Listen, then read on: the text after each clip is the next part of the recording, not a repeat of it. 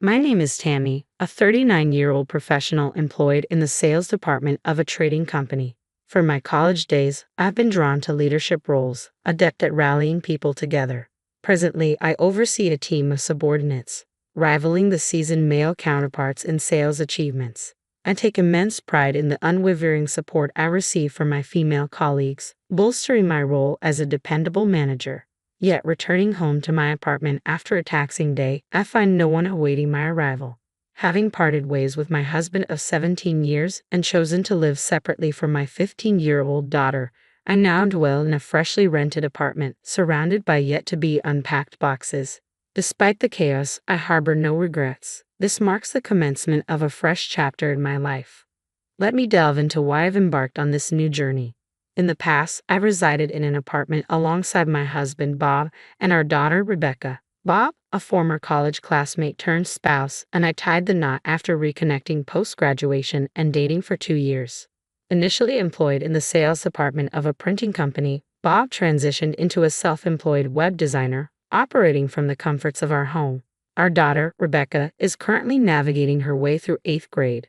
The initial warning came in the form of a shift in Rebecca's demeanor. I asked for the moisturizing cream, Dad. Oh, my bad, sweetie. I completely forgot. I'll pick it up tomorrow after work, I promise. You're so useless. Can't you do anything right? Rebecca began casting colder glances my way, her words growing sharper with each passing day. Initially, I attributed it to her teenage years, dismissing it as a phase. Dad, want to catch a movie with me on your day off? Sure thing, kiddo. What's showing? Previously, Bob would always include me in such plans, but now it seemed he had no reservations about excluding me. Hey, can I have some money? We're going to the movies this weekend, remember? $300 should cover it. $300. Seems a bit steep. Can't you just use your debit card? Just get it done. I'll need cash for shopping and dining out too. Gradually, even Bob's treatment of me soared. Our interactions dwindled, leaving me feeling increasingly isolated. Then came that Sunday, a day etched in memory, when both Bob and Rebecca voiced their dissatisfaction with the breakfast I prepared. What's this? I've told you I want my eggs over easy. Get it right. And this soup is terrible. I've mentioned my dislike for mushrooms countless times, but you still include them. Can't you say something to her, Bob? Why should I? You can't even follow simple instructions. You're the adult here. The chill in their words left me unsettled. Something wasn't right. I needed answers. But by the time I realized it, it was too late. One week, upon discovering Bob's intention to venture out, I resolved to discreetly trail him. Bob's typical routine revolved around his home-based work. There were no scheduled appointments at the barber or the doctor. So why this sudden outing? Suspicion gnawed at me. Regrettably, my suspicions were confirmed. In the cafe awaited a young woman, a woman in her 20s, possessing a striking physique. As they departed the establishment, arm in arm, my head spun, rendering me unable to pursue them. The dreaded day I had long feared had arrived. My apprehensions stemmed from a lack of confidence in my own appearance. I always harbored the fear that Bob might stray due to my perceived shortcomings in looks. While Bob exuded undeniable handsomeness, I often questioned why he had chosen me. Subsequently, I enlisted the services of a private investigator to delve into Bob's relationship with the woman. Your husband's paramour is a 26-year-old named Sofia Garcia, employed at a cosmetic surgery clinic. Among the photographic evidence presented by the detective, some were too explicit for me to bear directly. They depicted open displays of affection, hotel entrances, and disturbingly, there were images featuring a certain third party. And here's another. This one shows the three of them, including Rebecca. What could this possibly mean? So, it seems your daughter is involved as well. It appears that your husband's relationship with Sofia has the approval of Rebecca. I was speechless. A profound sense of isolation and abandonment washed over me. What had I done to deserve this? Suppressing the urge to cry, I mustered the strength to request the detective to also record conversations between Bob and Rebecca. Several times each month, they would coax money from me for their movie outings and shopping sprees. I was convinced that amidst their casual conversations, there must be indisputable evidence. Days later, as I listened to the audio recording provided by the detective, I was rendered speechless. She's so annoying. Can't even do the simplest things right, then tries to act like she's your mom. Why don't you just leave her? Sophia's been waiting patiently, hasn't she? Speaking of which, Rebecca, I think it's too early to talk about divorce. That's ridiculous. Sophia's been waiting, hasn't she? I've discussed it with Sophia. I can't stand being around that ugly woman. Same here, but she's the one bringing in more money. So, you understand, right? Is that a yes? I wasn't sure. Yeah, that's the plan. If I rush into a divorce, I'll lose access to that money. We need to proceed cautiously, withdraw as much as we can, then let Sophia move in. Exactly. I'll need to gauge if Sophia can handle that lifestyle, and if not, I'll have to persuade her. But I think she'll be fine. She's so accommodating. Beautiful women just have a different way about them, you know? Yeah, I get it. I regret it deeply. Marrying that unattractive woman was the biggest mistake of my life. That evening, beneath the scalding spray of the shower, tears streamed down my face. I wept until there were no more tears left to shed, and in that moment, I resolved to take action. Enough was enough. If that was their scheme, then so be it. I refused to be taken advantage of any longer. I vividly recall the arduous weeks that followed. Each day, I buried my emotions and forged ahead with the preparations for my liberation. Even on the day of Rebecca's middle school graduation, my heart remained numb to any profound sentiment. Oh dear, I can't seem to settle on a hairstyle. It's quite vexing. Whose genes sculpted this face? Truly, Rebecca bore an uncanny resemblance to me. Gazing into the mirror, I brushed off her usual snide remarks. Hey, I need some cash. Around $400 should cover it. What else would a kid need $400 for? Besides, it's your graduation today, right? Obviously, I'll be hanging out with friends afterwards and grabbing dinner with Dad. Reluctantly, I handed over the $400, silently declaring it the final time. Rebecca accepted the money without a hint of gratitude. Hey, I'm planning to get plastic surgery soon. Plastic surgery? So you're bidding farewell to this face that supposedly resembles mine. I can hardly wait. A complete makeover before high school kicks off. Okay. Ha, I'm surprised. I expected you to be more opposed to it. What a disappointment. Well, I won't interfere. It's your body, Rebecca. You get what I mean, right? It's only natural to consider plastic surgery with a face like this. It's your fault, she asserted. Later, I drove Bob and Rebecca to middle school. Just before reaching the school, Rebecca requested I stop the car. Dad and I will get off here. You can head home, you know. I don't want my friends to see you, right? Of course, I replied, heading back home. I had no inclination to attend the ceremony. Everything proceeded according to plan, a welcome relief. Upon returning to the apartment, I awaited the arrival of a truck and 3 men. We'll pack and move everything out. With the amount of stuff, it should take about 2 hours. Thank you. I appreciate your assistance. That day marked my relocation to a new apartment, leaving the divorce papers on the table of the old one. I had requested time off from work and spent it touring various domestic destinations, relishing the rare freedom. Though perhaps I could have savored it more without the persistent calls from Bob and Rebecca. A few days later, I returned to the new apartment, refreshed from my journey. After finally picking up one of Bob's incessant calls, he exclaimed, "You finally answered. Where are you? What are you up to?" "Just relaxing in my room, watching TV. Why the urgency? You sound flustered. Is everything all right?" "What do you mean? Is something wrong? What do you mean by your room? Explain yourself properly." "There's nothing." "What do you mean? You saw it, right? The divorce papers." "That's it. No further explanation needed, right?" "So you knew about what?" "If you mean your affair, I knew. I have no intentions of backing down. I figured, with your income, you can't support Rebecca. Tough luck, I'm filing for divorce and seeking alimony too." "Who says I'm going to pay alimony? We should discuss this matter calmly."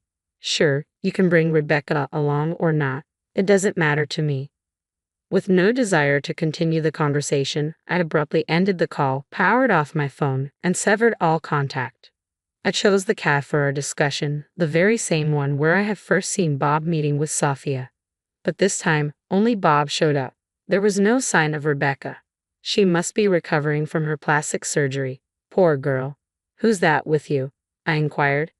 "This is my attorney, Mr. Johnson," Bob replied. "You brought a lawyer?" "Well, did you bring the filled out divorce papers as I asked?" "As I've said, I won't fill out such a thing. I'll tell you as many times as it takes." I have no intention of breaking that. Do you just want the money? I do. Do you think we can continue our marriage for that reason? What? Who said I'm after your money? Who said it? You're making assumptions about people's feelings. I nodded at Mr. Johnson, who then took out his smartphone and calmly pressed play. What ensued was a conversation between Bob and Rebecca from that day. Bob's complexion turned ashen instantly. It's quite an experience to hear your own derogatory remarks played back to you.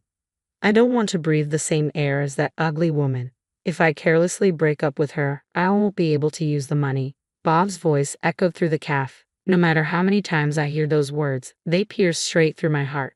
Knowing that this is his true sentiment sends shivers down my spine. A recording? What the hell do you think you're doing? Bob exclaimed. What am I doing? I think I should be the one asking that. Did you use the money? I want to clarify something before we proceed. You have been seeing Sophia, correct? I asked, studying Bob's expression. Yes, that's correct, Bob affirmed, nodding. In that case, Mr. Johnson interjected, if you have no intentions of divorcing, we will proceed with filing for divorce in family court. We will also discuss the division of assets. The court will examine the circumstances and ascertain the facts to determine whether the divorce is warranted. Mr. Johnson held up the smartphone. The conversation you had with your daughter earlier is quite significant in this case. In my professional opinion, divorce seems highly likely. Oh, I see. I came here today to discuss what happens next, I explained, pulling out various documents meticulously prepared for this occasion. This chart outlines the money I've given you and when, and this document details the utility bill payments. What? What's all this for? Bob demanded, clearly taken aback. And here's a record of withdrawals from our joint account, I continued, presenting another document. Rebecca's surgery incurred significant expenses, didn't it? Eyelid surgery, eye shape correction, double eyelid surgery, nostril reduction, filtrum reduction, creating tear bags, cheek and nasal bone shaving. The total costs amounted to $40,000. There's only about $20,000 left in savings. We used to have $70,000. You've spent quite a sum, haven't you? That was for Rebecca. I could replenish the savings. Do you realize I was the one who primarily contributed to that money? I could feel my anger rising. I'm willing to divide what remains in the account for asset distribution. I won't make any claims about the cost of Rebecca's surgery. However, what I do expect you to compensate for is the emotional turmoil I've endured. Keep that in mind. And by the way, have you been in contact with that woman, Sophia? No, not really, Bob replied. That's concerning. I had a private investigator look into her background. Turns out she has a criminal record. You need to watch your back. A criminal record? What for? Bob's alarm was palpable. She was charged with fraud and arrested. It seems she was colluding with the director of another cosmetic surgery clinic. What in the? She must have seen you and Rebecca as easy targets. My sympathies, and Rebecca's surgery. I hope it went smoothly. If not, we might have to negotiate with the hospital or even consider legal action. We'll need to assess whether the clinic is willing to settle. In cases like this, many clinics refuse to admit fault and become obstinate, Mr. Johnson added, causing Bob's complexion to noticeably pale. That's all for today. Send the divorce papers to Mr. Johnson. I will be providing my address. Wait, please, just one more thing. Can you lend me some money? Bob's plea was pitiful. I can't believe I ever fell for a man like him. Absolutely not, I stated firmly, leaving the cafe with Mr. Johnson, leaving Bob behind, visibly devastated. Rumors later circulated about Bob and Rebecca's downward spiral. Bob struggled to afford even a modest apartment on his salary alone. To support Rebecca, she had to take up odd jobs like newspaper delivery, and they downsized to a cheaper apartment, compromising their standard of living. Bob's web design projects weren't sufficient, and he resorted to day labor to make ends meet. It was truly pitiful, but Bob had to persevere. After all, he still owed me alimony. I decided to allow him to pay in installments. Paying the full $30,000 upfront would have been impossible for Bob, given his struggling business that barely covered his supplementary income. Taking out a loan was out of the question. I could have suggested borrowing from a loan shark, but I didn't want to subject him to that kind of pressure. A few days later, Rebecca called me. As expected, the surgery was a failure. It was far from what she had hoped for. Rebecca and I met at the cafe, having not seen each other in a long time. She still had bandages on part of her face. The surgery had left noticeable marks, and she would require further procedures to correct them. It was a dire situation. So still no luck reaching that Sophia girl, huh? Yeah, you were spot on, Mom. She saw us as easy targets, Rebecca remarked, gazing out the window with a thoughtful expression. She appeared more mature to me than ever before. Well, I should get going now. Part-time job first and high school homework. My schedule's pretty packed, she explained. Good luck. I wished her. Thanks, Mom, and I'm really sorry for all the trouble I've caused, Rebecca apologized sincerely. No need to suddenly be so polite. I won't be giving you any more money, okay? I won't bring it up again.